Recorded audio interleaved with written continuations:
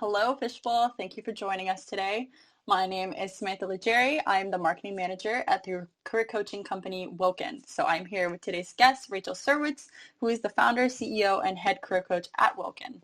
So we're excited that this is our 11th time speaking on Fishbowl. You can follow us by clicking our profiles to be notified of future conversations.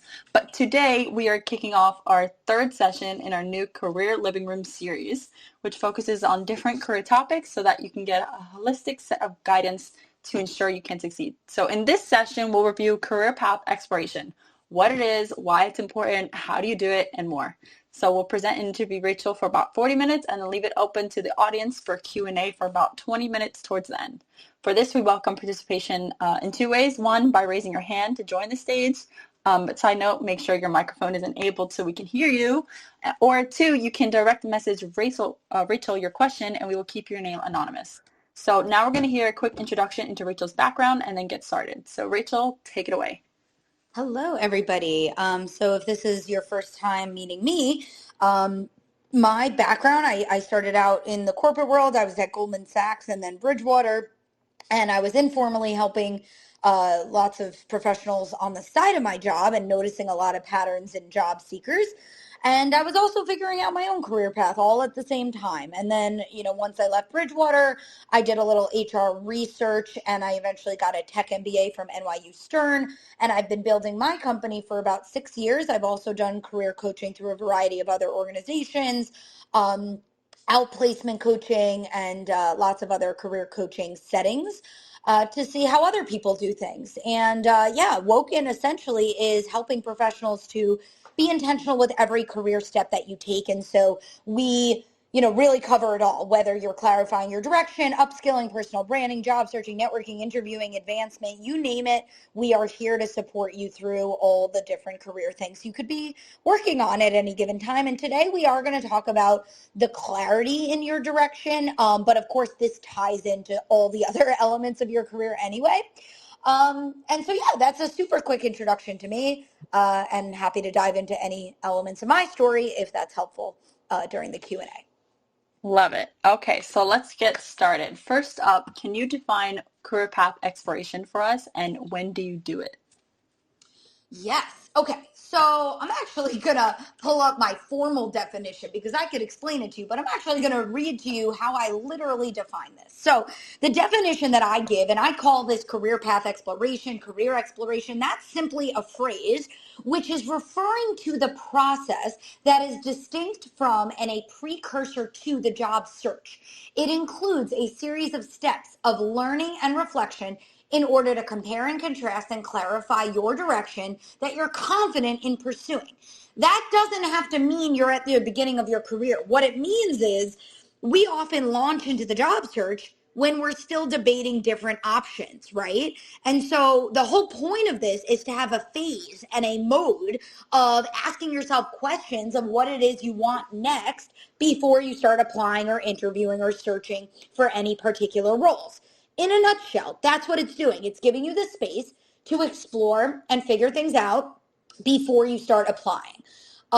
So hopefully that quick definition makes sense. But yeah, in terms of the when, it's really anytime you're sort of ready for that change. If you're ready for a transition, if you're ready to make a next step, but you're not sure what that next step should be. And by the way, some people are like, oh, I know I want a big change. Some people are like, I want to change, but I don't know. Like, even if it's small, you could take a day, you could take a week, you could take a month, you could take 2 months. It depends how much time you need.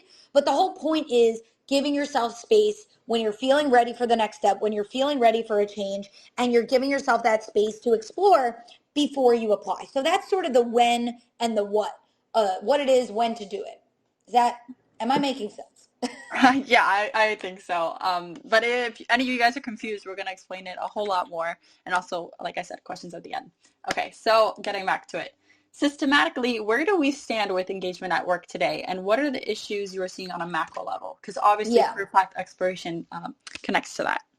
So I like to just zoom out for a second. Like, where are we in the world of work, right? And so you could talk about the recent changes with COVID and the Great Resignation, and we all see what's going on. But truthfully, this has been around for a long time. And what essentially the big picture is that a majority of employees are disengaged at work. So whenever you take those employee engagement surveys, and Gallup is usually the sort of expert or main voice that measures this. And so disengagement at work means you're putting in time and energy, but you're sort of checked out. You're not aligned. You're not really sort of feeling like you're checked into the right job, right? Versus like, how it feels to be in a job you feel aligned with or not. The interesting thing is engagement at work also affects your overall well-being. So Gallup measures that about 33% of employees are thriving in their overall well-being. So, being engaged at work, it affects you personally and holistically. I have a quote here that says, most would say they don't find their work meaningful, don't think their lives are going well, or don't feel hopeful about their future. Now, that's a very bleak quote, but the reason I say this is because it's a bigger picture and you can totally take control over that. And there's some systemic reasons why we haven't had scalable, effective, and affordable support to help you clarify your best fit direction. Obviously, I'm here to help support with that. But the reason I say all of this is because it's not your fault. You just probably weren't given the right tools and guidance and resources and processes to be able to figure out your best fit direction. So now we can sort of educate yourself and take control over your future. So don't look back and, it's not a matter of kind of how you got here or why or whatever that may be, but it's okay to look at the bigger picture and say, oh, this is actually broadly affecting a lot of people. But guess what? Who are those people that are engaged at work? Who are the people that are thriving? Who are the people that figured it out? Another statistic is that 64% of people are in roles that are misaligned with their personality, right? And so it's just an interesting sort of reality. It's a bigger picture. But if you see that misalignment, we're going to talk about different ways to think about what's the right role, what's the right industry, what's the right environment, how do you get that clarity, right? And how do you sort of take this back into your own hands, right? Sometimes, we went through undergrad or we went through education or we go through our job and we sort of hope and expect that we're going to be able to figure out, but there's no real reason that you should be able to figure it out on your own. It's like how, we might go to a financial advisor for support. You're not just going to guess how to invest in the markets if no one ever taught you to do that. Careers are kind of the same. We need both guidance and tools. And unfortunately, there's not always a scalable, effective, affordable way to navigate it. And of course, we're here to give you that guidance. But just, I like to sort of say this just so you can recognize, like, there is a bigger picture. It's okay. And now that you have that education, you can sort of like rise up and out of that situation and see how you can get some different support and find the people who have somehow managed to figure it out. Maybe they got lucky or whatever it may be. And so that's kind of the bigger picture. So it's not a matter of like getting you down. It's a matter of saying, you know what? All right, like how do I take control over this? How do I use that statistics, to better my own situation, right? Does that make sense? Totally. And I 100% agree with you. So now let's talk about why we should do this process before a job search. How does it benefit someone? Yes. And so the main reasons you're doing this before a search, there's a few main things. So number one, job search efficiency. Right? So if you're searching for months on end and you are searching for a variety of different roles or industries or a variety of different directions, it's going to slow you down. It is stressful. It is confusing. It is overwhelming. People misconstrue being like open to anything with like, they think it's going to give you more volume of opportunities, but it's actually just can be all those other things that I just said, which is overwhelming and confusing. So you want to be efficient. You're going to learn more about how to actually nail the role you want. If you're just because you're narrow in a certain direction doesn't mean you're having lesser opportunities. It means you're going to learn more about what are they actually looking for and how do I present myself better and really land this particular path.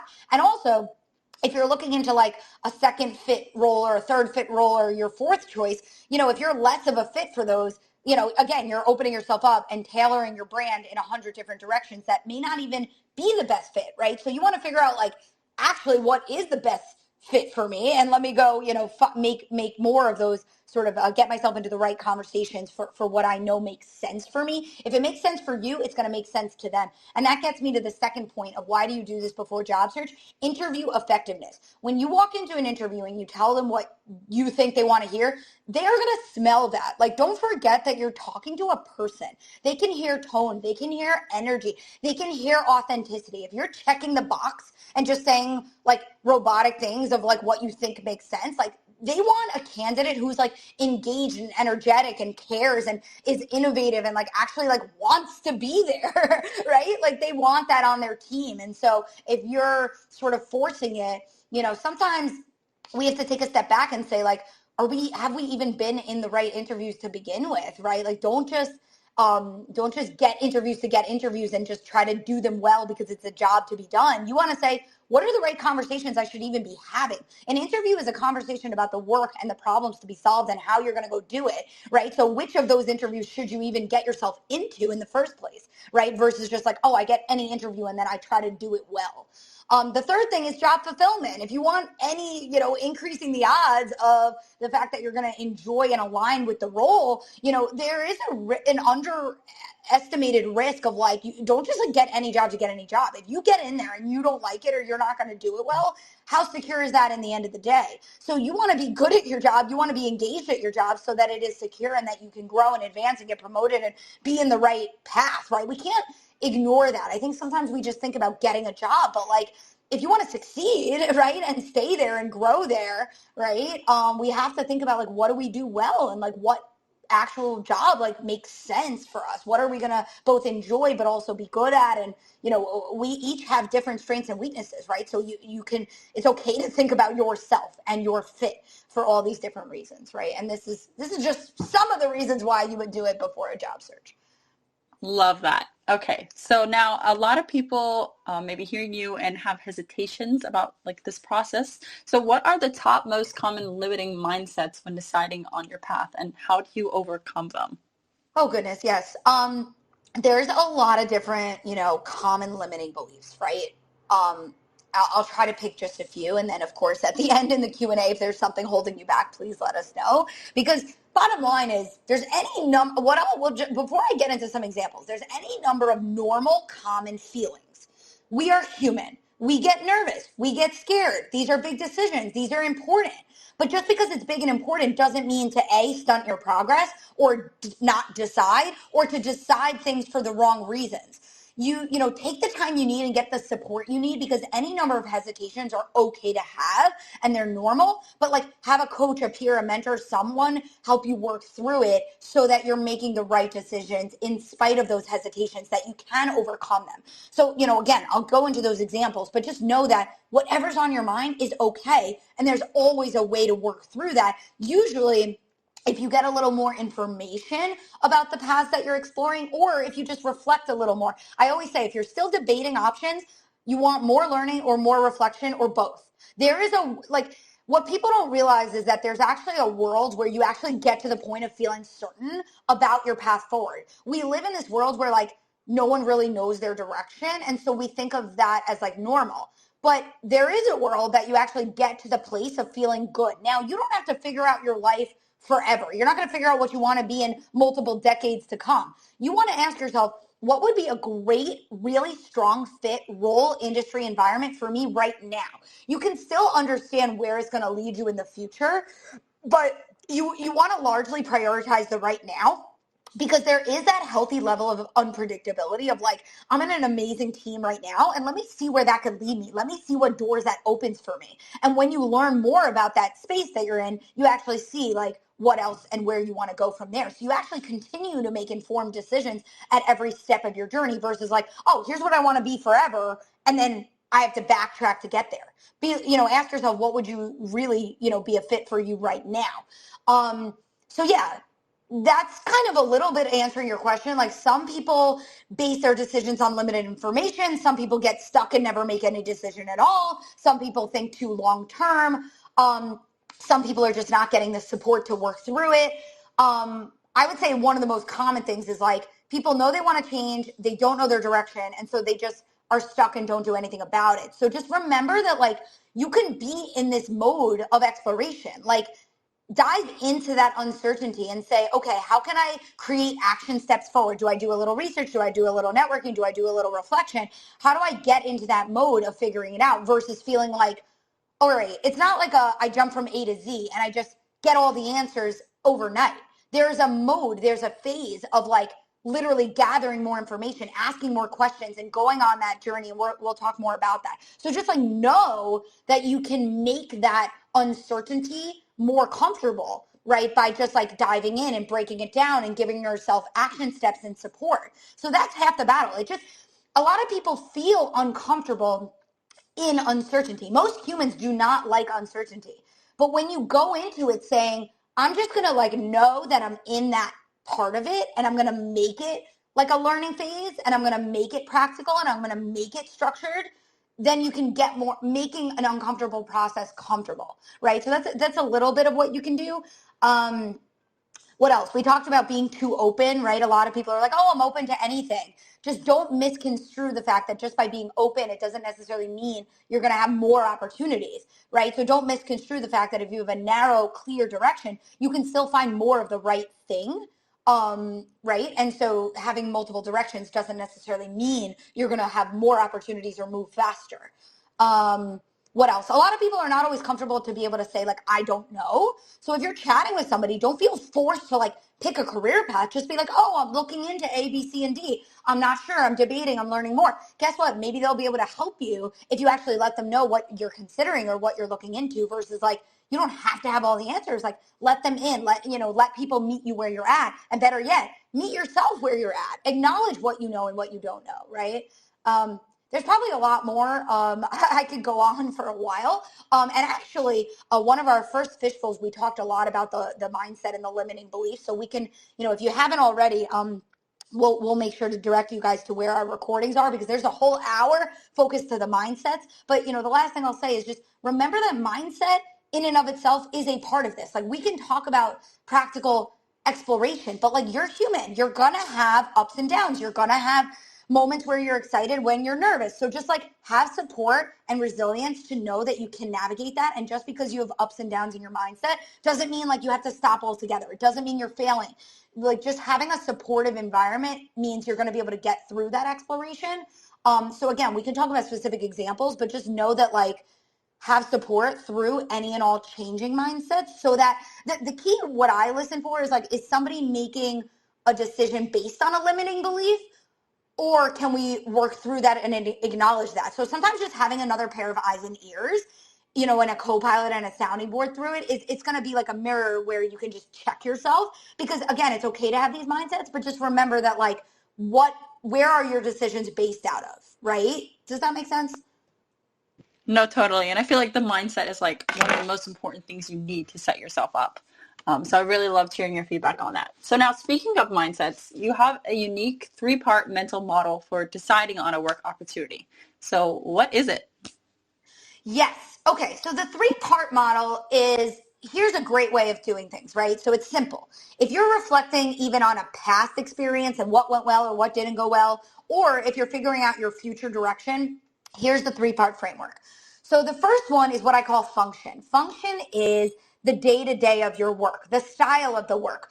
I like to think about the pie chart of your week. Where is your time getting divided up? Are you doing research, analysis? Are you meeting with people? Are you doing consulting? Like, are you digging into data? Like, what is your week? Like, what is the actual physical skills and projects and activities of what you're doing? And what are your affinities? What are you good at, natural at? And those are those verbs and those action phrases, right?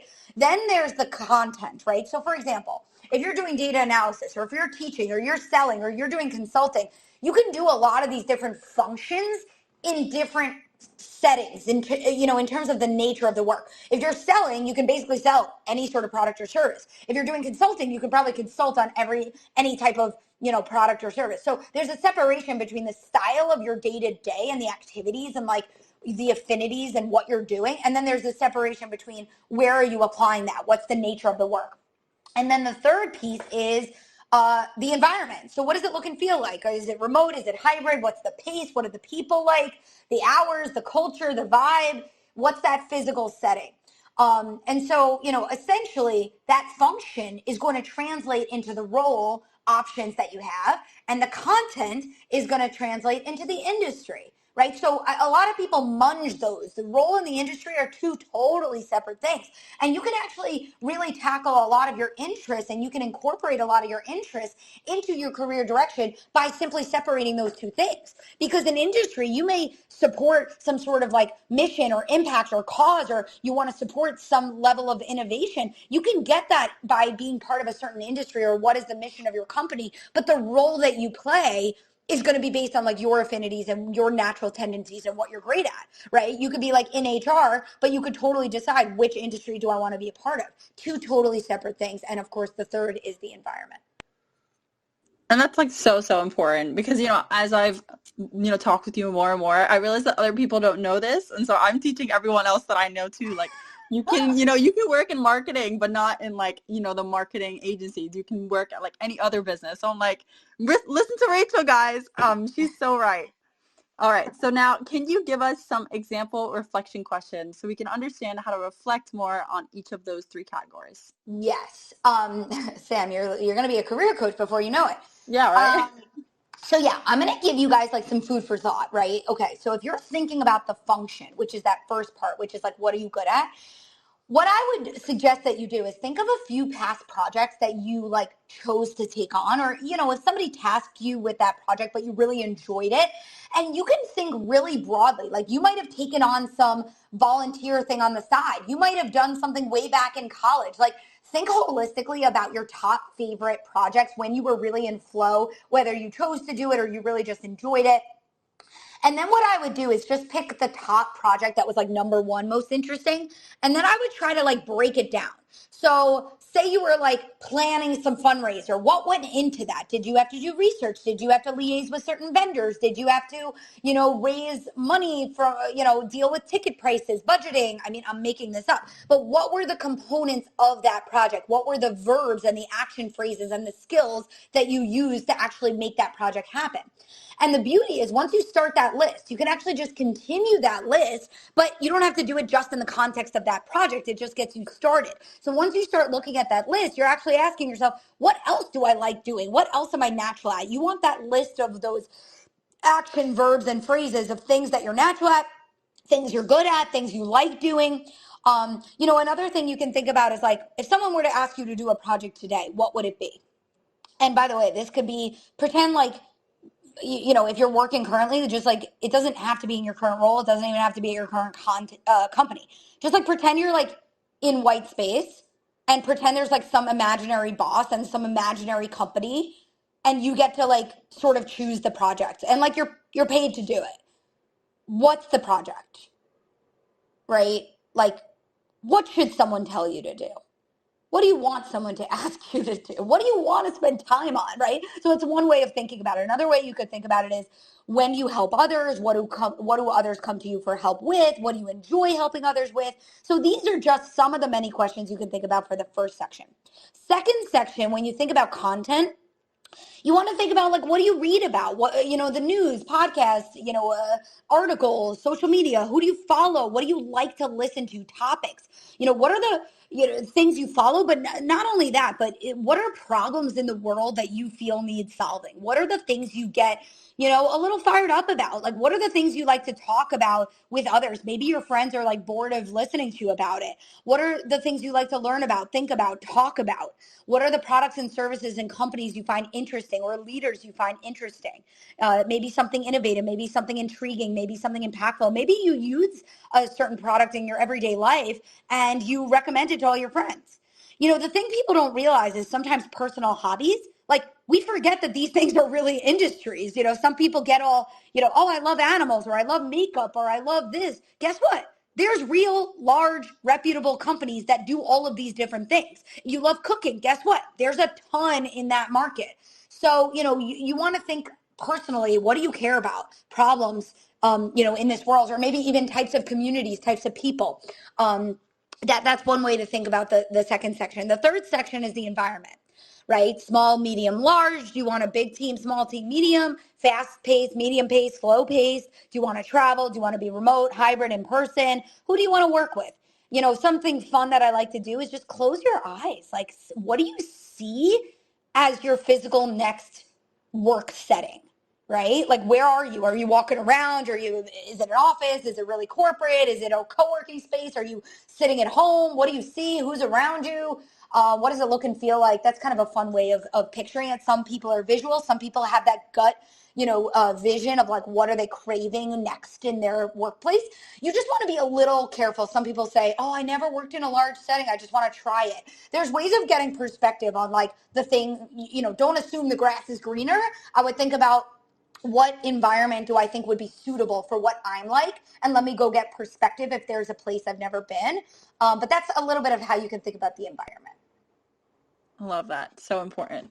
Okay. So now let's get into your unique step-by-step proven process. So what are the steps that listeners can take? So yes, here I'm going to try to explain this in just a minute. But basically, what is career exploration? What is the process? So first, your step is commitment to the journey. Like, are you going to say to yourself, I'm ready to explore, I'm ready to clarify my direction, I'm ready to go through a few steps, and that's the mode and phase I want to be in right now. So that's step number one. Step number two is reflection. So the questions I just gave you, the food for thought along those three different sections, that is where you want to start reflecting. I actually have a assessment to help you think about that in a much deeper way. But you can just keep thinking about each of those three parts, and you want to get really deep on, your natural affinities and tendencies, what you're good at, what you're natural at, what you like doing. The second piece about that content, and the third is the environment. Once you have that reflection, then you want to say to yourself, what are the roles that relate to the function, and what are those industries that relate to the content section? Sometimes that's a little hard to do. I actually have a tool that helps you to do that. But if you're manually doing it, it's okay to just start with like a few, ideas on your mind. Like, oh, I'm looking into these roles. These roles seem relevant or viable options that I want to look into. They seem like they make sense for me, both roles and industries. So narrow down 5 or 10 options on roles, 5 or 10 options on industries, or you may have less. You may say, I'm only debating 2 or 3 roles. That's fine. But you don't need more than 10 options. That's already like way more than enough. Honestly, 3 to 5 would be fine. Then what you want to do is a little bit of research. The problem is usually people get stuck in research. There are great resources online. You can use TikTok. You can use ChatGPT. You can use Google articles. You can use YouTube. But guess what? It's not everything. The secret sauce here is that what you're going to do is you're going to start networking. When you do an informational chat with people who are in the roles and in the industries that you're actually considering, you are going to be able to listen and accurately. You have to really be creative with what kinds of questions you ask them, and you have to do this effectively. But when you learn deeply and you're painting a picture so clear that you know what it would be like to walk in and do that job tomorrow, and guess what? You're also going to, be able to compare and contrast the different roles, because you're going to talk to people in all the different types of roles and industries. And what you're doing is you're going to pivot on a regular basis. So say in a given week, you have 1 or 2 or 3 calls, or however many calls you have. You're going to synthesize, reflect, and pivot. So you're going to say to yourself, what am I learning? What am I liking? What am I not liking? And what are my next steps? You're going to be a little informed, but also fluid to say, you know what? Oh, I just learned about this role I never even heard of before. Or, you know what? I thought this role was a good fit, but it's really not. So you're being iterative with it. And when you keep going through those pivot loops week over week, you get to that point of saying, okay, I am really learning about these roles. I'm also learning about myself and how I relate to these. And that's what gets you to the clear direction. From there, you can decide on upskilling opportunities. And from there, you can tailor your personal branding materials. And from there, you can go into your job search. And by the way, the same process goes even if you're dealing with like, oh, I want a promotion. You still need to know, like, am I just trying to move upwards, or maybe I'm trying to move on to a different team? So you're still, whenever you're like, I want my next step, you're going through the process of figuring out really where you want to go and why. And you're making sure to answer that question for yourself to understand what makes sense for you. You want to be able to like feel good that you have that answer. And so that when someone else wants to bring you into that seat, it all makes sense, right? If it makes sense to you, it's going to make sense to them. That's kind of the process in a nutshell. But networking, there's a lot more to that. Obviously, we could dive deeper. I do think we probably have one of our, in our Fishbowl series, we're going to have a call just devoted to networking, but you do want to be creative with doing that really well, asking concrete questions. I do actually have a downloadable on my website with a suggested 50 questions you can ask in a call like that. So you do want to be careful, because sometimes people do that well, or sorry, they don't do that well. And then they're like, oh, I've already been doing that, but it's not helping me. You need to figure out like, how can you adjust to make sure that those calls do what you needed to do, and that you ask things in the right way. 100% agree. And there was a lot there, so let's just like dive into it a little bit deeper. So, what's the logic to it? How and why does it work? Yes. I mean, some of the reasons why it works is number one, you're learning about yourself simultaneously while also learning about the career path options. So that's, really what you're trying to do in a nutshell is you're doing those two things at the same time.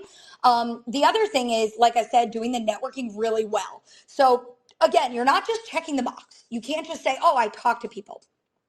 What kind of questions did you ask? Did you get a deep understanding of what they do? Did you also understand not just what they do, but their perspective, their vantage point? Maybe you have to understand the other roles on their team and the other teams in their department, or maybe you need to understand the vendors and the agencies and the partners that they work with. For all you know, you could talk to somebody and really the thing you're trying to learn about is the person that sits next to them. So you want to be honest on those calls. You want to say, here's what I'm about. Here's what I think I like. What do you do? Who does this? Where does this happen? How does this happen? You want to be honest on those calls. The other reason why it works really well is the iterative nature. You're going to say, based on what I learned, what are my next steps? Who do I want to talk more to, less to? And you want to be informed with every next step that you take. And that iterative nature is really one of the most important reasons why you get to an end result of being certain in a path forward, right? We don't want this to be a never-ending process. So it has to be intentional. What did you learn and what are the next steps? When you keep doing that, you're basically saying to yourself, what are the gaps? What are my open questions? What do I not yet know? What are my concerns? And let me eventually get to a point where you're going to be like, I understand everything. Now I just really need to reflect on what I'm hearing, compare and contrast. If you have two different roles you're comparing, what are the difference between them? And how do those differences relate to you, right? So even if the roles are similar, what are the differences? And then you say, okay, I actually align a little more with this than that, right? They might be two different roles that are on the same team, but any difference you can relate yourself to and relate your skills and reflect on how it aligns with you, right? You can prioritize. If there's any different role, which one's number one, which was number two, and why? How do they differ? How do they relate to you, right? So you're comparing, you're contrasting, you're force ranking, you're learning, you're synthesizing, you're reflecting, you're pivoting, right? That's what gets you to that end result. And ideally, you have another pair of eyes and ears listening to you, because when you're sort of going through it by yourself, it's not impossible, but just make sure it's helpful to have somebody like synthesizing and like helping you process your thoughts and your feelings, because you may say to yourself, oh, I don't know if I'm capable of that, right? Is that going to limit your decision? Or like, do you actually understand what it takes to break into that path? Are you informed enough to know that you can't do it? Or are you just worried about your capability? Like, do we truly know what's a fit for you or not? So just making sure your limiting beliefs don't get in the way and that you're making decisions based on information. Right. Okay. So now, how does someone know when they're done with the career exploration process, and how long does it usually take? You're going to be done when you feel certain about your role, industry, environment. If you still have open questions or you still have options, you're going to do more learning or more reflection or both, in a nutshell. So if you're not certain yet, keep going. That's it. Bottom line.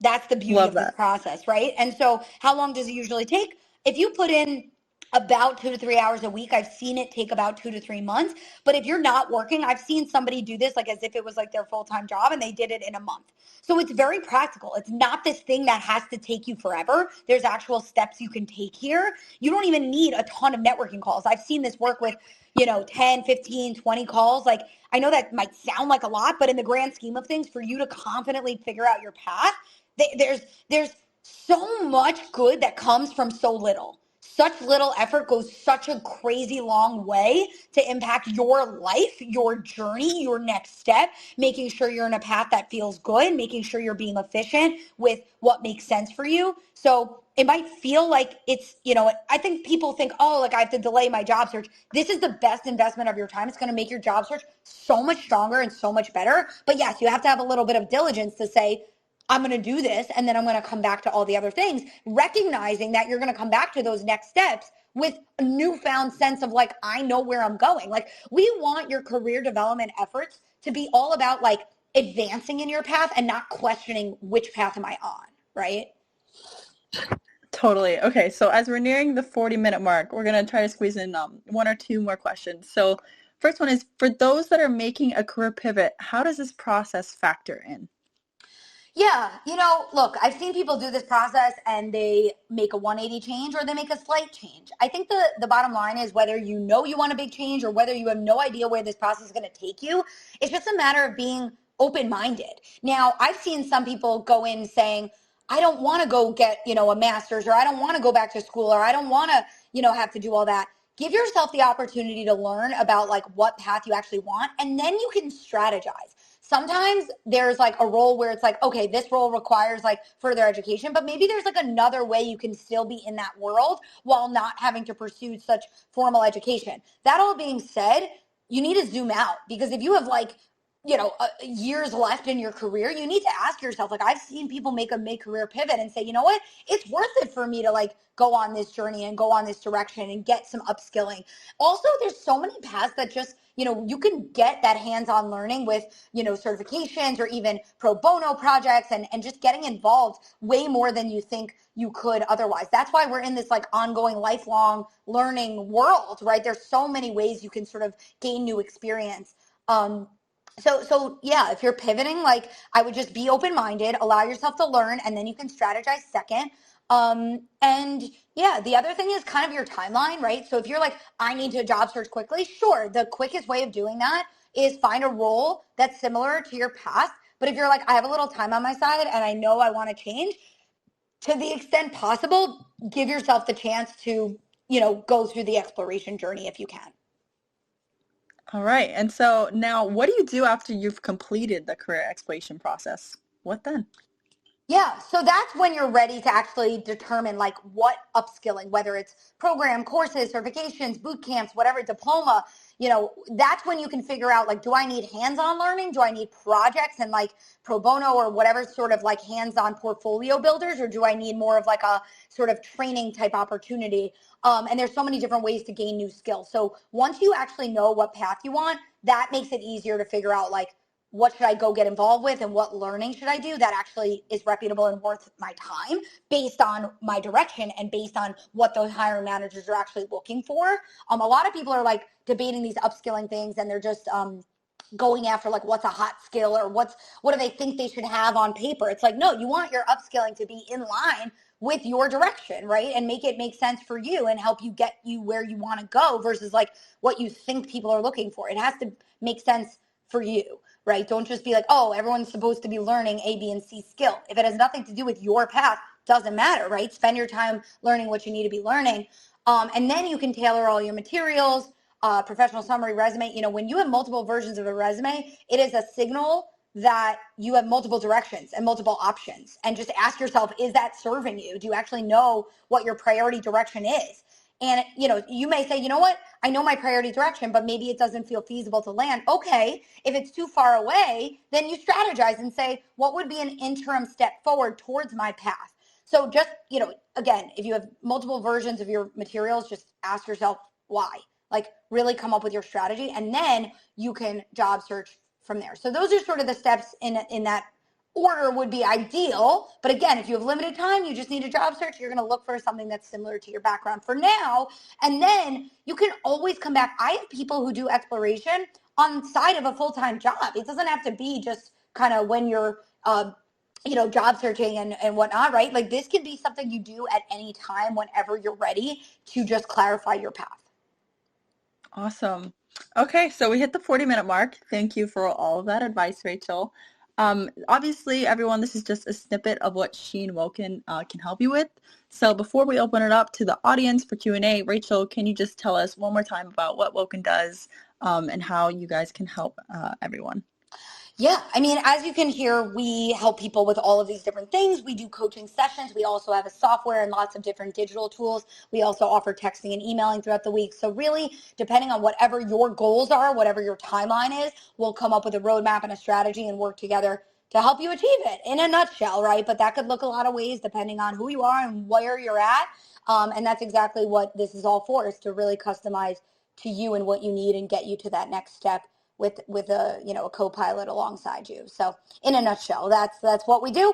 But just we'll make sure at the end of our chat that you have our website and everything like that. You can also, I'm sure on my profile, there's lots of links there, and our website has a ton of free resources as well. So we like to help, as much as we can, especially events like this. And just reach out. We're happy to open it up to Q&A for the rest of this time today. And then, of course, if there's something we don't get to, like, find me on LinkedIn, email me, let me know. I'm happy to always help however I can. And we always offer a free initial call as well. But yeah, if you have any questions, please raise your hand or feel free to DM me. And if not, of course, we'll just continue with our questions in the meantime to make sure you continue to get some guidance from us today. But if anyone does have questions, please reach out, and I'll pay attention to who's raising their hand or who sends me a message. But in the meantime, Sam, do we have some other questions that we can chat through? Yeah, sure. So the first one is, what are the long-term benefits that this can have in your mindset and career? Yes, totally. I always say people come to me, they feel like lost, stuck, confused. When you go through exploration, you literally feel so relieved and so excited because you just know your path. When you're questioning, what do I want to be doing with my life and with my career? It's like not a fun feeling to be living with every single day. Like I said earlier, you want to spend your time in your career focusing on advancing, right? Versus questioning, am I on the right road? Am I in the right lane, right? We just want to focus on you growing and, having impact and innovating and learning and advancing and just all the good things that can come from you diving into the path that you're on versus questioning, it's okay to start over. It's okay to question the path, but you just want to do that as soon as humanly possible. And that way we can focus on all those other good things, right? So you feel relieved, you feel excited, you feel more certain, right? You feel like you kind of know where you're going. And it does permeate into your personal relationships as well. Like it helps you feel like you're sort of aligned in where you're meant to be, right? We all hear people talk about that fluffy stuff, but this is actually like a real life thing that has that impact, right? So instead of just talking about the fluffy nature, yes, that's where you're going to get, but we're going to talk about like, how can you actually get there? But I'm sure you guys can recognize the moments in your life when you felt like in a misaligned situation or in an aligned situation, right? Like when you're in a relationship that's not working out, whether it's a personal relationship or a job, you know how that impacts you every single day. So we don't want that, right? We want you to feel like you're in the right place at the right time and focusing on your impact and your advancement versus, questioning things. So that affects so many things, how you sleep at night, it just affects your ability to focus on all the other good things that you want to focus on versus feeling distracted or stressed in the back of your head and questioning things, right? So that permeates to all other areas of your life, and it frees you up. It frees up your energy to like focus on other things, right? I mean, it is important to us because as humans, we want that impact in the world. And so because it's important, it warrants the due time and resources and process and effort to figure it out. But that doesn't mean you have to question your direction like for years on end. Like if you just have a focused moment, just ask yourself all those questions, you are going to get the answers, right? So sometimes we just need a structure so that you're not like in this never ending constant questioning moment of like all along your year, you're asking those questions. Like if you just truncate it into like a fixed time frame, you're really going to like get to that sort of end resolution and you're going to sort of really reap the benefits of getting to that end point. Wow, that was like awesome.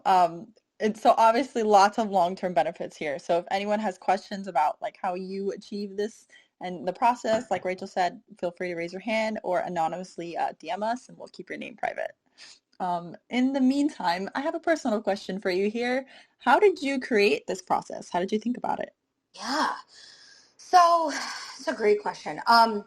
Honestly, I spent about 6 years trying to figure out my own personal career path. Like I literally did a lot of different physical activities to try to figure out what it is I wanted to do.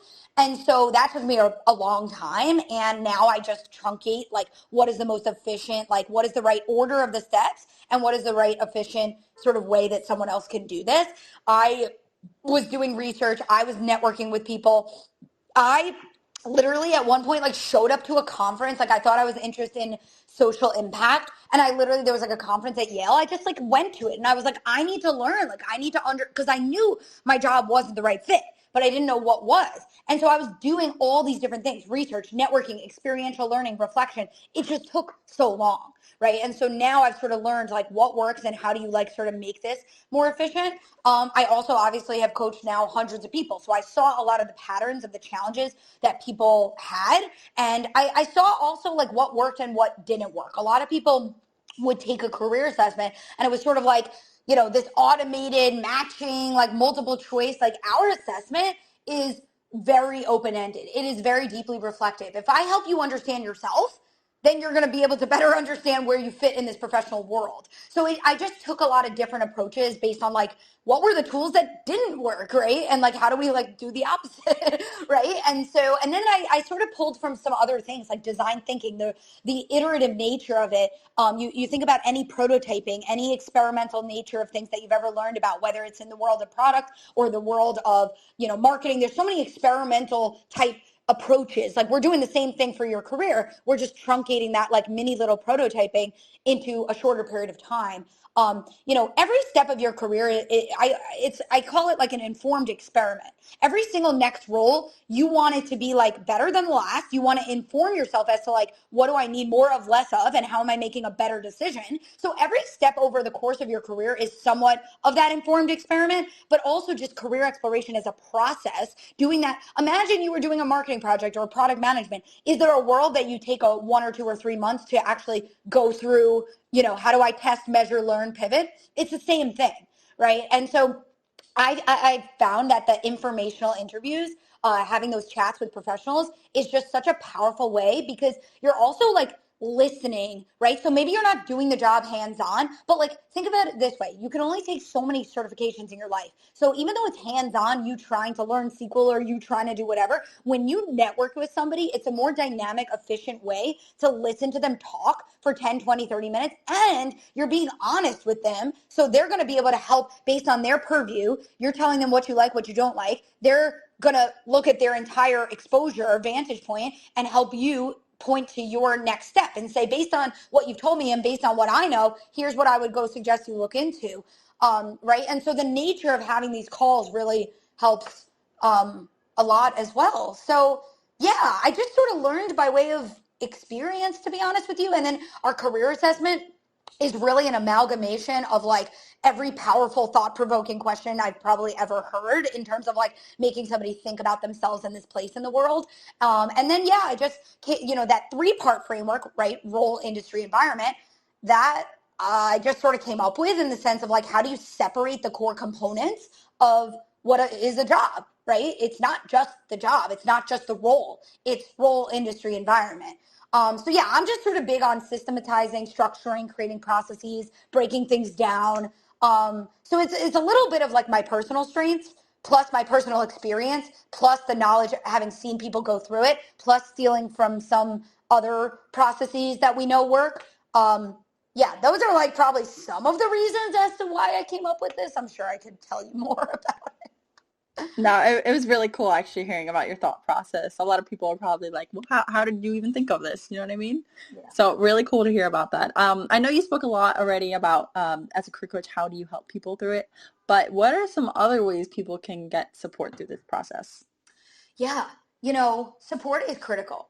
A lot of people just go through this stuff alone. We go through job search alone. Like maybe we vent to our friends and family, but guess what? We treat each other like career coaches. They're not your career coach. They want the best for you, but sometimes what they may tell you is the exact opposite because they're not trained to know how to help you. So it's one thing to go to a mentor who's like in your target roles or target industries and learn from their exposure in a deliberate manner. But like friends and family, like they can be there for like moral support or motivation or like hyping you up, or maybe they introduce you to the right connections. But just be wary of like, who do you go to for what, right? So there's people-based support, there's guidance, right? Do you understand the best practices? Do you understand strategies? Do you understand frameworks? Whether you're going through job search, personal branding, upskilling, career exploration, whatever it is you're working on, do you understand the tips of how to do that well? So get that knowledge. A lot of people go through job search and they're just kind of like, I'm doing job search. But part of job search is learning how to do job search, right? So learn from others, get that guidance, get the support, get the resources.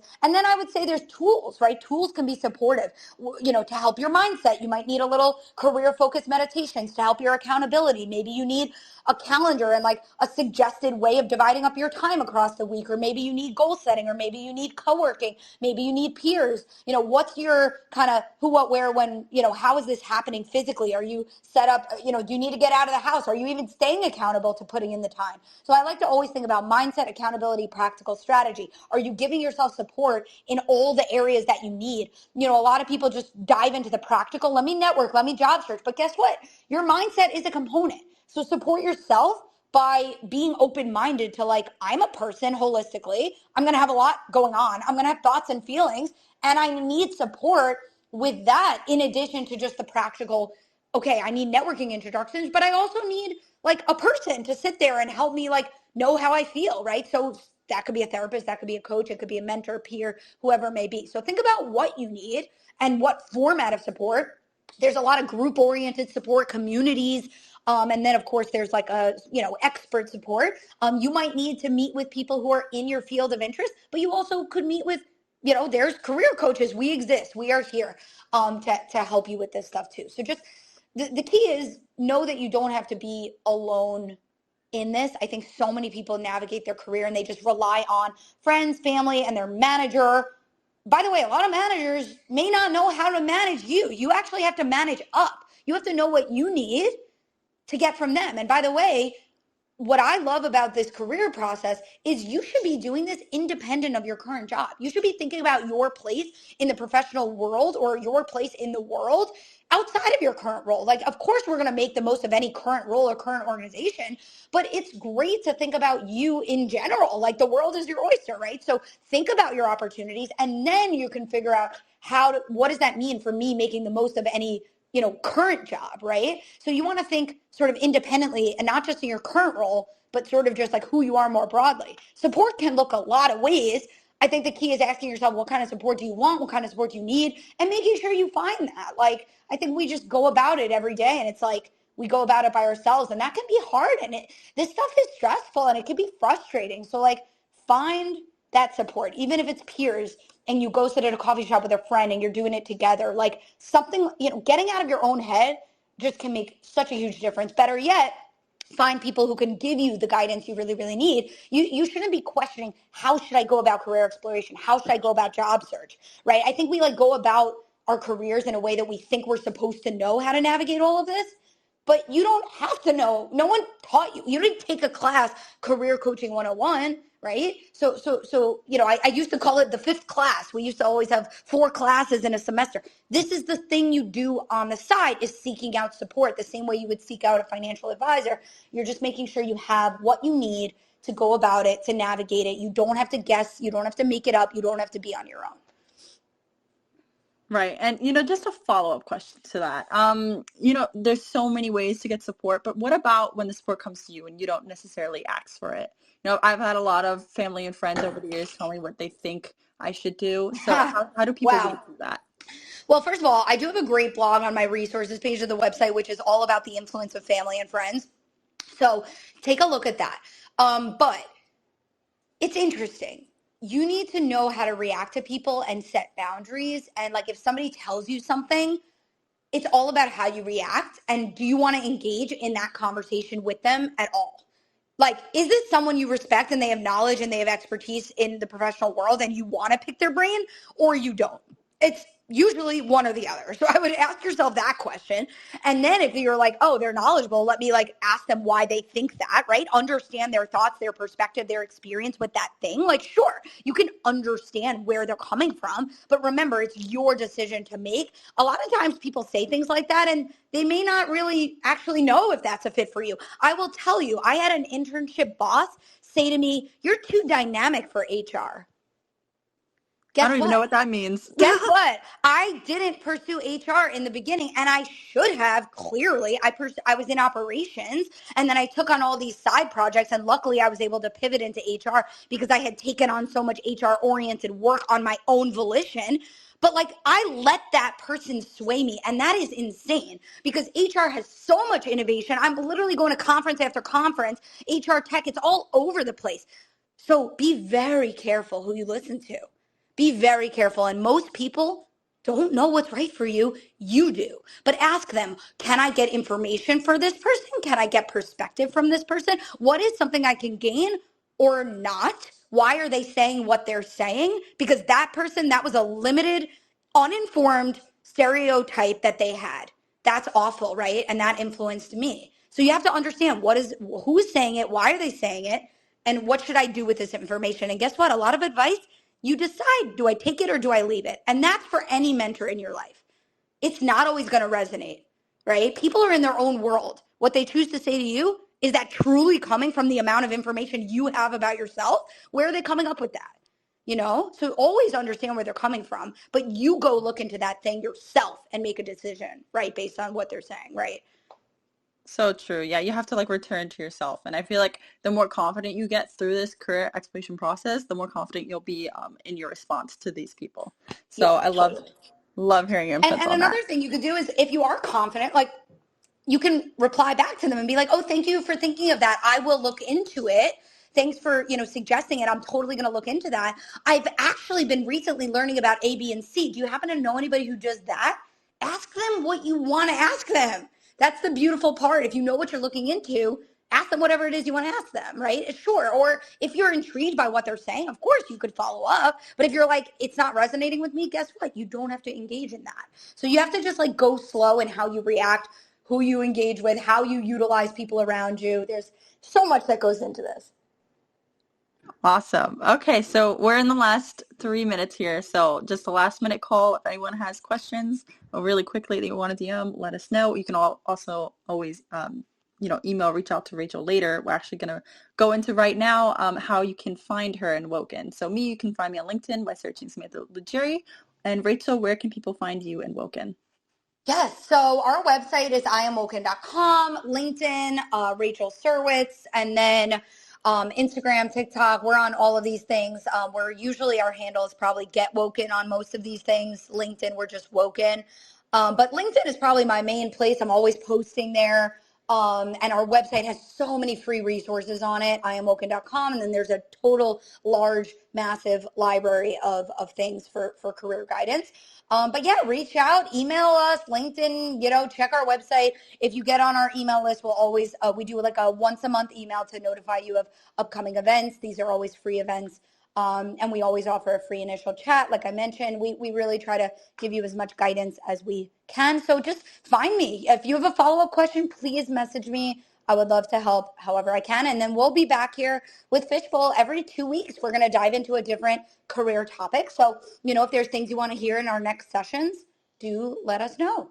Yeah, and our next session is actually going to be on personal branding. So, how you do it, how much time you take, what are the key aspects of it. Maybe, if you did this career exploration process, how do you now adjust your personal branding for that? So yeah, tune in guys. October 17th, we'll be back. So, all right, thank you all for joining. If you enjoyed this conversation, follow us on Fishbowl. You'll get notified of our upcoming events. And we really hope this helped. So thank you all for joining. All right. Bye, everyone. Bye, everyone.